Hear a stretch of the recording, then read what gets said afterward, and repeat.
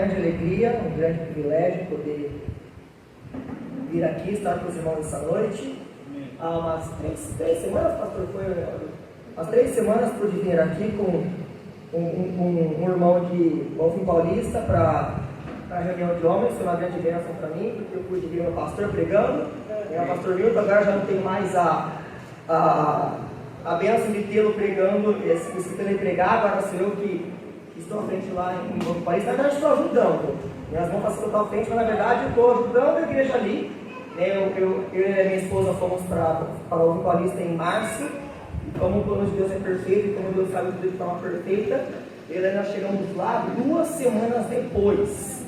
Aconteceu tudo que aconteceu com o pastor André. Então, assim, a gente foi ali para nós aprendermos, para nós crescermos com a igreja, crescermos com o pastor André. E em cerca de 2 semanas tudo aconteceu, e desde então, já fazem 8 meses que nós estamos lá, e Deus tem trabalhado no meu coração, Deus tem trabalhado com a igreja. Não tem sido fácil estar numa igreja na qual não há um pastor, um líder, igual o pastor André. Se você já tem a oportunidade de conversar com o pastor André e conhecê-lo, até mesmo ouvi-lo pregar, é um homem de Deus, pastor Alexandre. Ensino no seminário, tem um conhecimento da palavra do Senhor, um amor pela palavra do Senhor imenso. Quando eles vão falar, nós vamos substituir, falando misericórdia. Substituir o homem de Deus não dá, não. Posso estar ali tentando minimizar os danos sem ele ali, mas substituir o homem de Deus ainda não dá, Eu falo assim, olha, eu posso muito bem pedir para ser Eliseu, Ou seja, Elias foi grande homem de Deus, depois ele falou assim, Senhor, sou apenas um homem que cuida de bois, então por conta própria eu não consigo. Então se o Senhor por favor me ajudar, eis-me aqui. Mas como eu homem de Deus, eu creio que não tenho tal capacidade ainda, tenho orado e tenho buscado do Senhor, estudado e preparado para um dia poder talvez estar na frente de uma igreja, mas Deus tem me abençoado, me amadurecido muito, tenho a oportunidade de estar ali em Bonfim Paulista. Peço que os irmãos orem pela igreja como um todo. Temos tomado decisões importantes pelo futuro da igreja, temos orado incessantemente pelo que Deus tem na vida do pastor André. Humanamente falando, ele tem sofrido muito, tem sido muito difícil para ele, também tem sido difícil para a família dele, as 2 filhas, a Letícia e a Jéssica. Ontem a dona Doroti tem passado por dias muito difíceis, e fica internado e vai, Deus permitindo, na segunda-feira ele vai receber alta, vai para casa para cuidar ali. Os médicos já estão desacreditados da situação dele, dizem que ele está indo para casa para poder morrer. Então, assim, tem sido difícil para a igreja como um todo, para a família, mas como nós oramos agora há pouco, Deus é um Deus do impossível, Deus faz milagres. Eu vi isso na minha vida particularmente. Há 4 anos atrás, meu pai teve câncer, Deus curou por causa do câncer do meu pai. 2 anos atrás, meu pai teve Covid, ficou em estágio de ser entubado, Deus tirou meu pai da Covid. Agora também meu pai está pelo coração. Nós estamos descansados. Perguntaram para mim, João, você está desgraçado? Olha, irmão, depois de passar por 2 situações, já dou graças a Deus pelo fato de Deus ter trabalhado do meu pai. Então, o que Deus fizer com meu pai, eu dou graças a Deus por isso. Mas Deus tem nos abençoado, Deus tem sido de grande bênção para comigo, para minha esposa. Para mim é um grande privilégio estar aqui com os irmãos. Eu tenho uma certa história com Serrana. Assim, para eu sou jovenzinho, eu tenho parte do Ministério de Serrana já faz 14 anos, pastor? Nossa, que isso? 14 anos. Em 2006, 2007, por aí, pastor? Por aí, 2006, 2007. O pastor Alexandre começou a ter a vontade de ter uma orquestra aqui em Serrana, e aí tinha uns 4 ou 5 irmãos que queriam aprender violino, e o pastor Alexandre só me conhecia. Naquela época eu tinha uns 13, 14 anos, eu fazia conservatório. Joãozinho, tem como você vir aos sábados em Serrana e ensinar para os irmãos violino? Pastor, tem 14 anos, ensinar quem? Meu irmão, vem aqui, você sabe, toca na igreja do 7, vem aqui e ensina pra gente. E durante quase 2 anos eu fiquei todos os sábados de manhã até à tarde, vindo em Serrana, ajudando os irmãos, tive dificuldade de ensinar a Letícia, que é pelo pastor, também outros irmãos também estavam ali, e por um tempo até tive o privilégio de ensinar a Dudinha do pastor André Moreira. Que bênção ver, apesar das dificuldades, Deus usando a vida dela e aprendendo. E hoje em dia os irmãos têm uma pequena orquestra na igreja, então eles vão lá assim, que bênção, Amém. Queria poder pegar meu violininho e sentar assim, pode soltar para os irmãos? Mas Deus me deu a oportunidade de usar naquela época os meus dons tempos para isso. Então eu tenho um carinho muito grande por Serrana, tenho visto Deus usar grandemente o pastor Alexandre, a igreja como um todo.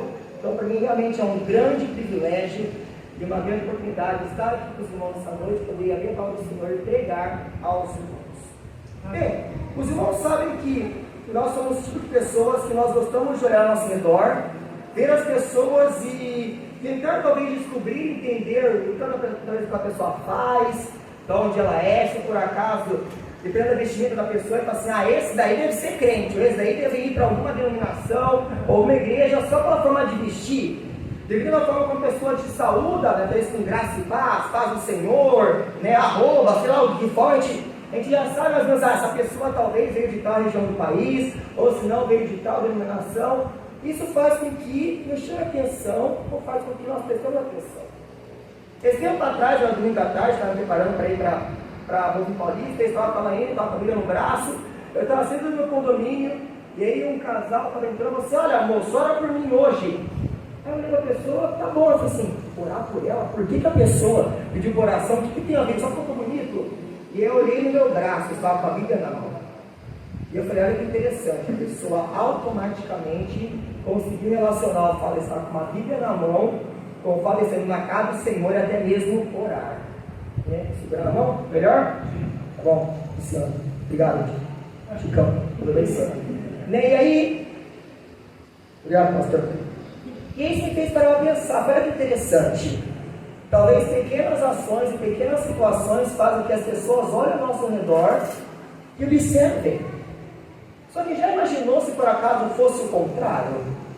Se por acaso fosse uma má ação que fizesse com que as pessoas pensem assim, E aí com o tempo a pessoa chegasse e falasse assim, eu sou de igreja tal. E a pessoa fala, que?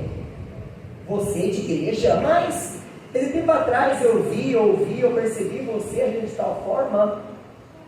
E isso muitas vezes pode ser um péssimo testemunho para nós que cristãos, para a pessoa ao nosso redor. E essa noite nós vamos conhecer uma pessoa que na verdade ela deu um bom testemunho, mas você conhecendo ela, ou talvez você vendo o que ela fazia na vida dela, você jamais imaginaria que essa pessoa poderia dar um bom exemplo por quem ela era, o que ela fazia de profissão. Eu peço que os irmãos, por gentileza, abram suas Bíblias em Atos capítulo 10, versículo 22. Atos capítulo 10, versículo 22. Atos é um livro histórico do Novo Testamento, na verdade, o único livro histórico do Novo Testamento conta o início da igreja, mais falando de Atos dos Apóstolos, porque mostra assim tudo que os apóstolos fizeram depois da ascensão de Jesus, mas também conta o início da igreja e como ela se espalhou tanto em Jerusalém, como Judeia, Samaria e os confins da terra. E aí nós chegamos em Atos capítulo 10, versículo 22. Aqui faz pouco tempo que Paulo se converteu ainda, ele é até só de Saulo. E aí nós chegamos no versículo 22, capítulo 10. A palavra de Deus diz assim: e eles disseram, Cornélio, o centurião, homem justo e temente a Deus, e que tem bom testemunho de toda a nação dos judeus, foi avisado por um santo anjo para que te chamasse à sua casa e ouvisse as tuas palavras. Que Deus abençoe pelo nome do Senhor. Vamos orar, por favor. Pai de muita graça e misericórdia, eu peço que o Senhor, por gentileza, venha me encher do seu Espírito. O Senhor sabe, Pai, o quanto quando eu estou nervoso, quando eu estou até mesmo cansado, tenho um costume, Pai, de acelerar as minhas palavras e falar atropelado. Mas eu peço que, por favor, Senhor Jesus, o Senhor me ajude, me dê a calma necessária para que eu possa proferir cada palavra de maneira adequada e correta, para que cada irmão ou irmã aqui essa noite possa ouvi-la com clareza, Senhor, e ter a sua vida transformada, porque é a sua palavra que está sendo pregada. Esvazia-me, Senhor, de mim mesmo e enche-me do Santo Espírito. É que eu peço encarecidamente, no nome de Jesus, meu Senhor e meu Salvador. Amém. E se os irmãos observarem aqui em Atos capítulo 10, obrigado, irmão, versículo 22, vocês vão perceber que nós conhecemos esse homem chamado Cornélio. E algo nos chama a atenção, porque esse Cornélio, ele era um centurião. Centurião era um soldado de uma alta patente, na qual é responsável por pelo menos 100 soldados da corte romana. Ou seja, ele era um homem de autoridade. E ele, pelo próprio nome, pela função dele, ele era romano. Então a função dele era cuidar de uma certa região ali na nação de Israel.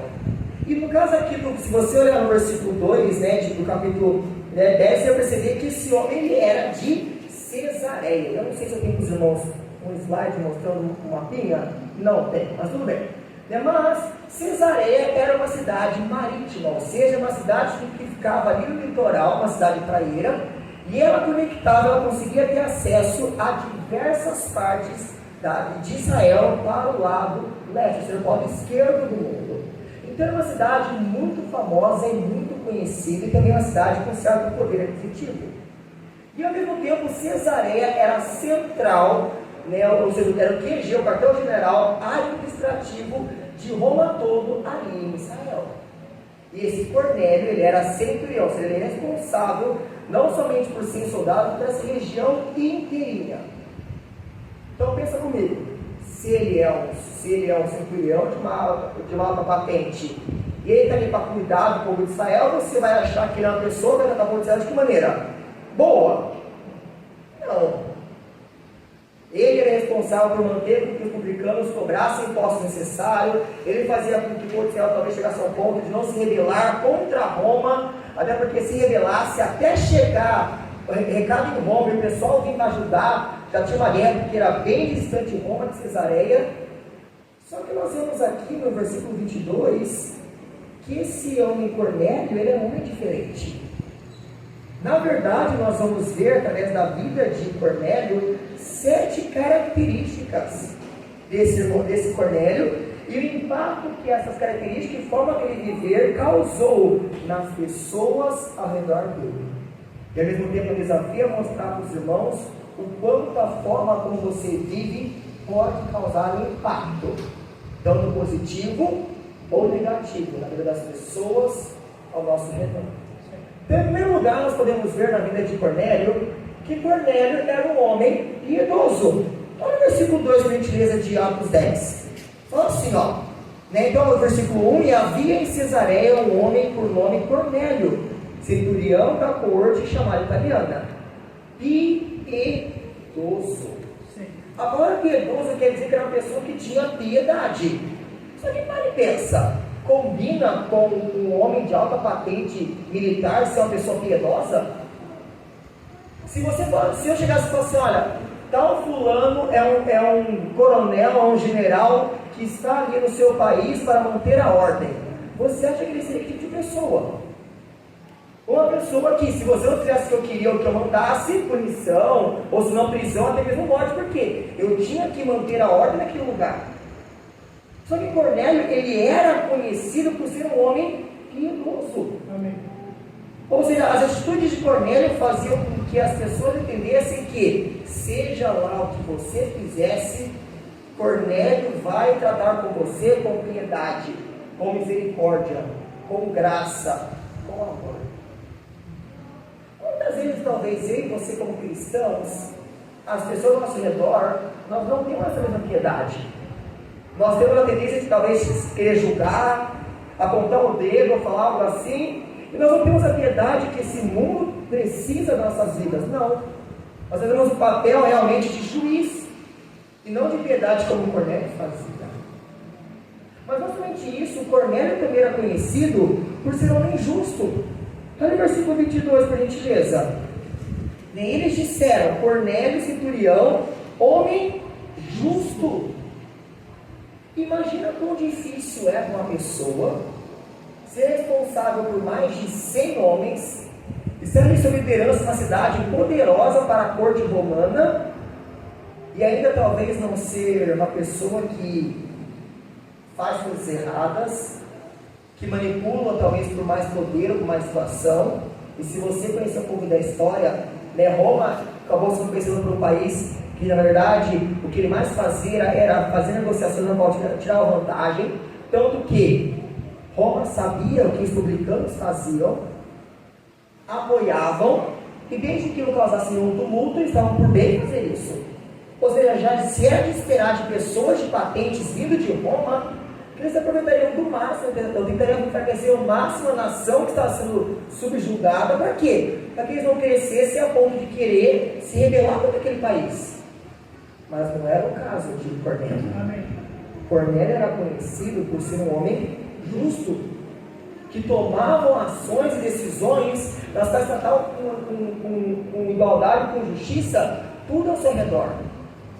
E olha que reputação boa, só se eu parasse para ele e falasse: Cornélio era um homem piedoso e justo. Eu falei: uau! Quantos de nós talvez seríamos conhecidos por ter essas características? Só que não para por aí. Se você olhar também no versículo 2 e 22, você vai perceber que Cornélio também era conhecido por ser temente a Deus. Olha o versículo 2: piedoso e temente a Deus. Olha o versículo 22: e eles disseram: Cornélio centurião, homem justo e temente a Deus. Só que olha que interessante, no começo do versículo 22, é Cornélio falando que era isso? Não, eram as outras pessoas falando que não existe Cornélio e Cornélio é temente a Deus. Sabe que as pessoas ao nosso redor, quando nos vê, ela pode falar: tal irmão é temente a Deus, aquela irmã, ela teme ao Senhor. A forma dela como ela vive mostra que ela tem temor. E temor não é ter medo de Deus, não.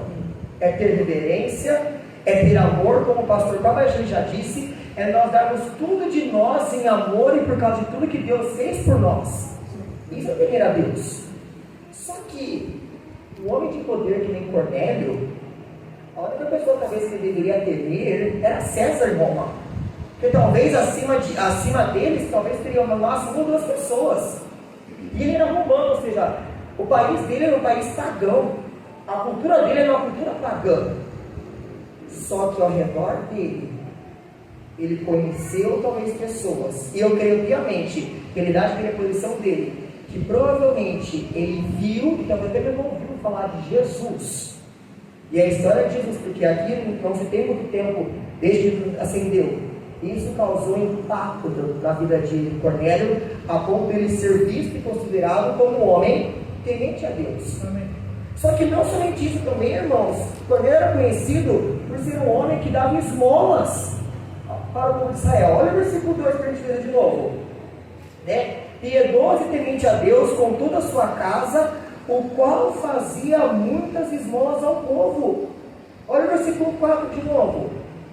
O qual fixando os olhos nele e nunca teve moral, disse: que é Senhor? E disse-lhe: as tuas orações e as tuas esmolas têm subido para a memória diante de Deus.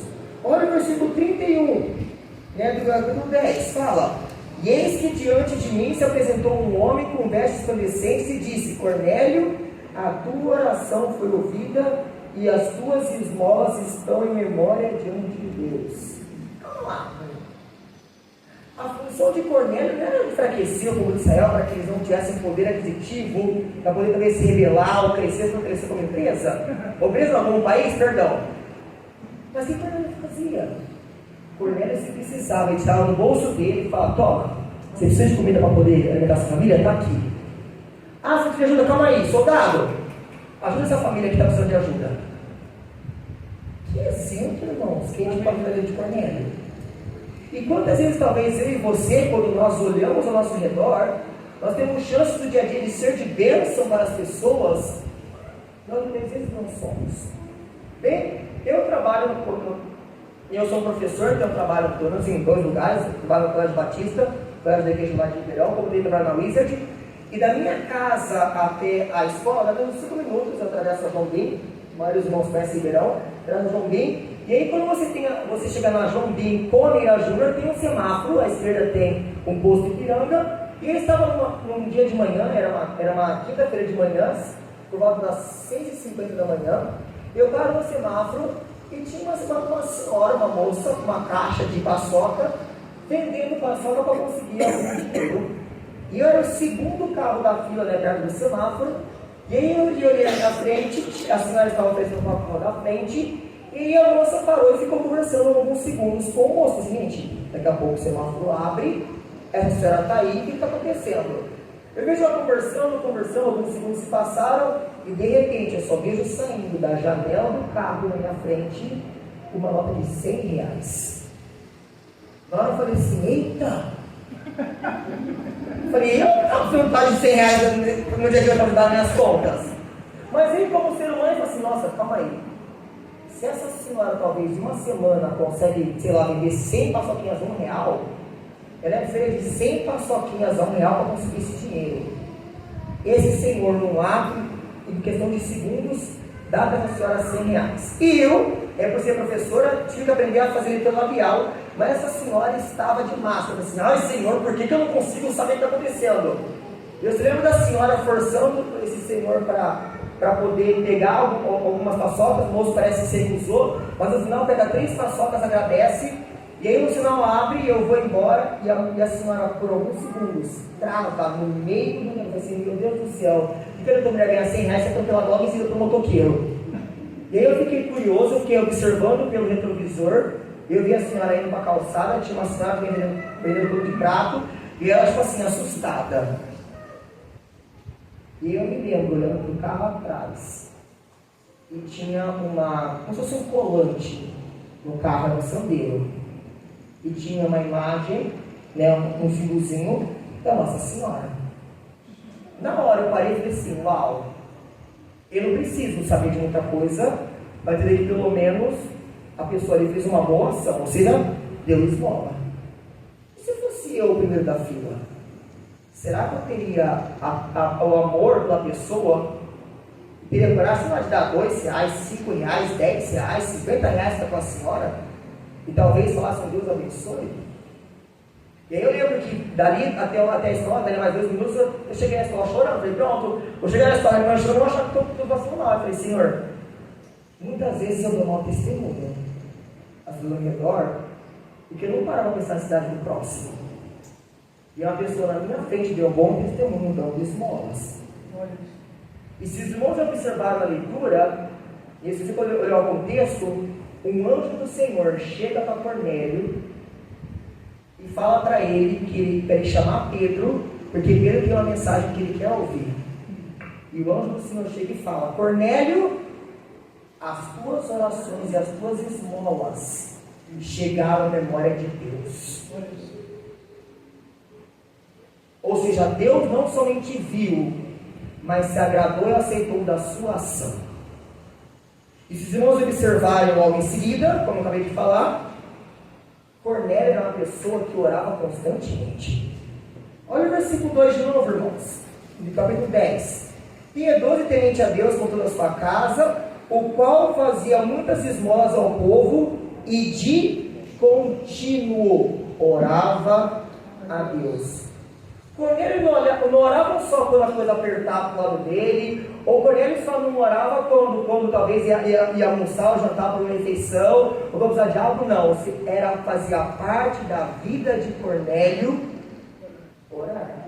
E se você olhar no versículo 4, você vai perceber que quando o anjo chega para ele, a primeira coisa que o anjo menciona é: Cornélio, as tuas orações e as suas esmolas têm subido para a memória diante de Deus. Nós estamos num ponto de oração. Será que as nossas orações sobem à memória e Deus se agrada com as nossas orações? Claro que nós temos um costume, e eu não falar que é errado quanto a isso, de nós sempre estamos pedindo a Deus, pedindo misericórdia, porque nós cremos piamente que Deus é capaz de fazer muito mais do que nós conseguimos. Mas será que a maneira como nós oramos, a frequência com que nós oramos, faz com que Deus se agrade da nossa oração? Daniel foi conhecido por ser um homem que orava a Deus. Tanto que, no reinado de Dario, as pessoas da Dario quiseram fazer de tudo para poder se livrar dele. E usaram exatamente o que para se livrar dele? O fato de que ele orava 3 vezes ao dia para o Senhor. Eles usaram esse argumento de Daniel para conseguir tirar ele do poder que ele tinha. E foi suficiente, irmãos? Eu falo com meus alunos que eu ensino sobre ela, irmãos, eu tenho certeza que Daniel naquela noite deitou no colo de um leão e usou o outro como cobertura naquela noite e dormiu maravilhosamente. Metade de mim, na parte como professor de imaginação, até ficou com inveja de leão. Porque você vê e fala assim, se eu trouxe para o leão, o que você acha que ele vai fazer o quê? Vai falar assim, Senhor, obrigado por esse alimento, carne fresca. E se você olhar aquele texto com detalhe, você vai perceber que quando Daniel sai da cova dos leões, né? E Dario joga todas aquelas pessoas, e aí a gente vê que tem em torno de 30, não deu nem tempo das pessoas chegarem no chão. E os leões devoraram aquelas pessoas por completo. Ou seja, fome eu te garanto que talvez os leões tinham, e pelo menos raiva esses leões tinham. Mas o Daniel deve ter sido que até abraçou, lambeu o Daniel, ou senão ficou com a boca fechada assim: ai Senhor, eu estou até salivando, não posso atacar esse. E Deus falou assim: leões, nem ouve. E aí, ele faz uma observação rápida. Se nem leões, que são os reis da selva, ousam de obedecer a Deus, por que a gente vira e mexe tema como Deus obedece a Deus? Fica uma reflexão para a gente sobre os leões, a prova dos leões. Mas aqui no caso de Cornélio, as orações de Cornélio eram ouvidas ao Senhor. A ponto de que Deus mandou um anjo chegar para Cornélio e falar: Cornélio, tem um tal de Pedro. Se você for lá e chamar ele, todas as suas dúvidas sobre quem eu sou, o que tem pedido, ele vai te sanar. Amém. O que Cornélio faz? Cornélio obedece. Ficando com o seu ponto. Olha o versículo 7, por gentileza.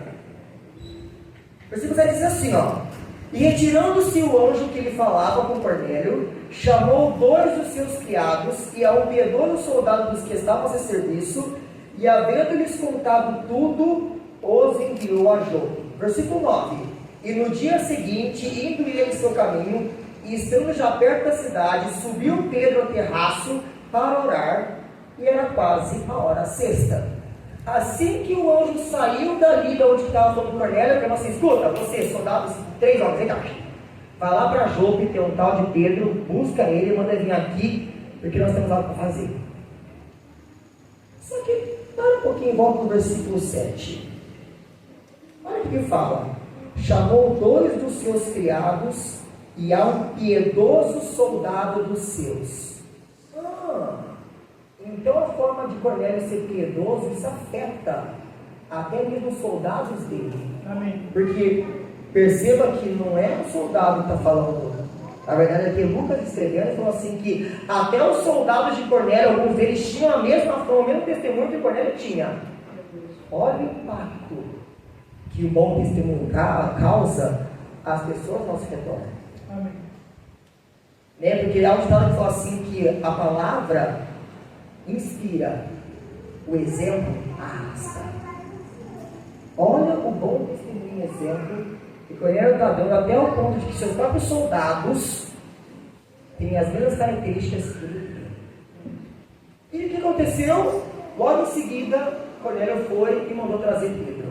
E se você continuar olhando aqui no texto, nesse capítulo, você vai perceber que enquanto os seus criados e soldados vão buscar Pedro, vai chamar o pessoal para casa dele, chama a família, chama amigos, pessoal, vamos para casa, meu irmão vem aqui que vai conversar com a gente, vem. E se você acha que Cornélio morava numa parte do que eu moro? Não. Cornélio provavelmente morava numa casa grande, com bastante espaço, bastante quintal, então daria para botar bastante gente na casa dele. Você olha, venham comigo, porque vai chegar um certo homem, nem vai ser o Pedro, que vai falar conosco, para todo mundo ser aqui. E aí, por último, nós vamos ver que Cornélio, ele era reverente, até o apóstolo Pedro. Olha o versículo 25, que interessante.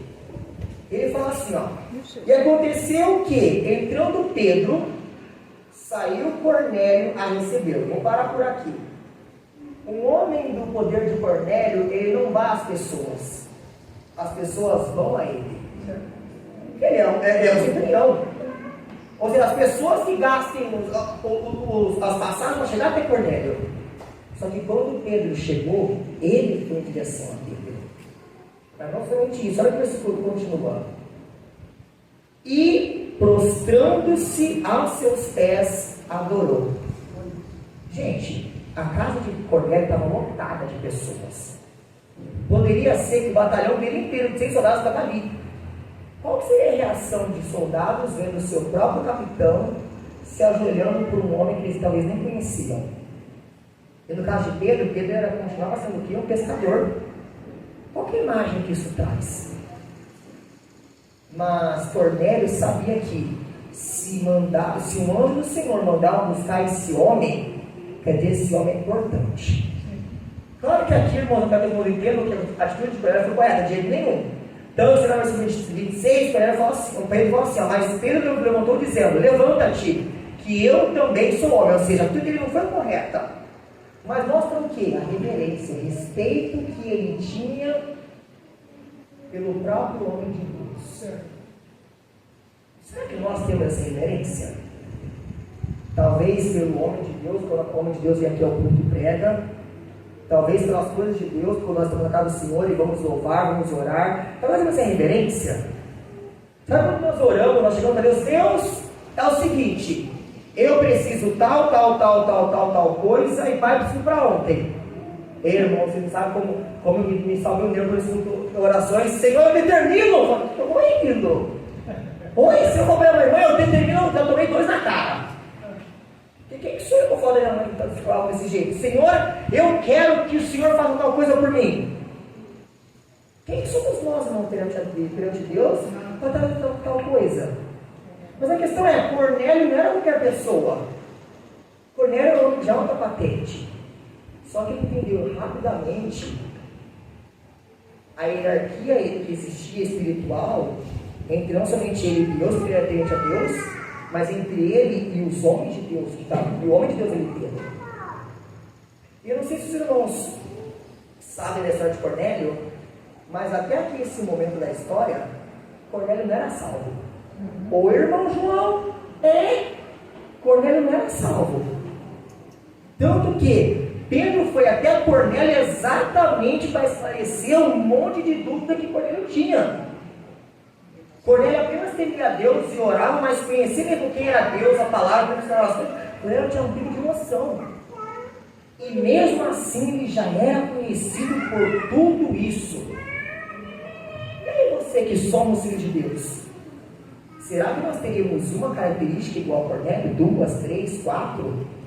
Ou talvez nas atitudes, algumas erradas fariam com que o nosso saldo ficasse negativo nas atitudes como um todo? Só que se você olhar no versículo 44, nós vamos ver aqui o que toda essa ação de Cornélio causou. Olha o versículo 44 de Atos 10, olha o que fala. E dizendo Pedro essas palavras, ou seja, Pedro chegou, irmãos, e começou, como dizia o pastor Jair, desceu a ripa, né, pastor Jair? Desceu a ripa. Pregou, como tinha ele deve ter gritado horrores ali, mostrando, ensinando. Olha o que aconteceu no 44. E dizendo Pedro essas palavras, caiu o Espírito Santo sobre todos os que ouviam a palavra. Eu tenho certeza que o pastor Alexandre já ensinou para vocês sobre a questão do Espírito Santo. O Espírito Santo só entra na gente depois do que, irmãos? Depois da salvação. Ou seja, para acontecer isso que aconteceu no versículo 44, o que aconteceu com Cornélio e todo mundo que estava ali? Foram salvos. E detalhe para os irmãos, para os manterem um pouquinho de contexto histórico. Esse contexto, essa ação aqui, vai ser a primeira vez na história da humanidade que o Espírito Santo veio habitar uma pessoa pós-salvação. Até esse momento na história, irmãos, o Espírito Santo só vinha para fazer funções específicas nas pessoas. Quando Sansão era Sansão, o Espírito Santo vinha sobre ele, se apoderava, ele não tinha que fazer. Moisés, quando precisava fazer alguma coisa, o Espírito Santo vinha sobre ele, nada era algo permanente. E isso aconteceu pela primeira vez com Cornélio, o centurião da corte romana, e todos os que ouviam a palavra. Olha o impacto, ou seja, a família de Cornélio e todos os seus amigos foram salvos por causa de toda a atitude dele. E Cornélio é conhecido na Bíblia como um dos primeiros gentios, ou seja, pessoas que não eram judeus, a se converterem após a ascensão do Senhor Jesus. E aí, se você ler a história fora da palavra do Senhor, mas não quer dizer que não seja algo verídico, Cornélio foi um dos pioneiros para o Evangelho se espalhar por mundo todo, porque ele começou também a investir na obra do Senhor para que o Evangelho pudesse prosperar no continente. Amém. Isso faz com que eu pergunte para os irmãos, e para mim também. E nós? Se você é um cristão e nós cristãos, se as pessoas ao nosso redor nos vissem, nos conhecessem, eles poderiam falar de nós, igualzinho está descrito em Atos 10, 22? Se você for em 10, 22, você poderia trocar a Cornélia pelo seu nome? Chegar assim e falar assim, ó, Atos 10, 22. Né? E eles disseram, Alexandre, Samuel, Laíne, Cida, Silmara, homem ou mulher justo e temente a Deus, e que tem bom testemunho de todo mundo, de Serrana. Será que nós teríamos essa característica? E se nossa resposta é talvez ou não, o que nós precisamos fazer como cristãos para que nós possamos dar um bom testemunho? Porque, irmãos, ninguém esperava que Cornélio fosse dar um bom testemunho, ou fosse um bom testemunho para as pessoas. Mas como cristãos, as pessoas ao nosso redor esperam de nós bom testemunho. Eu lembro uma vez escutando um pastor pregando, ele falava assim, irmãos, cada um de nós cristãos seremos duas pessoas que levaremos outras pessoas aos pés da cruz, ou seremos pessoas que levaremos as pessoas na porta do inferno. Eu lembro naquele momento eu falei assim, peraí pastor, tá? Eu falei assim, pastor, tá mal, calma aí, deixa eu agora bugou a mente aqui, eu tenho que discutir um pouquinho o que você acabou de falar. Já para pensar que pela forma que eu e você vivemos, como nós agimos no nosso trabalho, na nossa casa, no nosso redor, pode fazer com que a pessoa chegue e fale assim, ó, eu quero conhecer essa pessoa que esse irmão, essa irmã tem. Mas ao mesmo tempo, agora assim, a última coisa que eu quero nesse mundo é conhecer esse Jesus que essa pessoa tem. Que conhecendo é assim, imagina se não conhecesse. Então será que nessa noite eu e você poderíamos substituir nosso nome aqui pelo nome de Cornélio, versículo 22? E se não, o que precisa na minha vida, como na sua vida, para que outras pessoas, como aqui a gente vê no 22, possam falar, o irmão tal, a irmã tal, justa, temente a Deus, piedosa, que ajuda quando pode, quando ele pode, que ora ao Senhor, que é reverente para o Senhor, que obedece a Deus. Será que nós poderíamos ser chamados assim? Ou nós precisamos olhar para o nosso ser hoje à noite e falar, Senhor, tem misericórdia de mim e me ajude. Amém. Porque eu não tenho dado bom testemunho como Cornélio teve. E se eu quero, como o pastor acabou de falar, no que ele falou, se nós queremos que essa igreja cresça, que pessoas sejam salvas, como diz um hino que eu sei que alguns irmãos sabem, tem que ser através da nossa vida que as pessoas talvez enxerguem a Jesus. Claro que não somos nós que fazemos que as pessoas sejam salvas, é a palavra do Senhor, é a salvação em Cristo Jesus. Só que se nós não fizermos a nossa parte como cristãos, de vivermos dando bom testemunho, elas não vão conhecer a surpresa da nossa vida. E pode ser que elas jamais queiram conhecer Jesus, por causa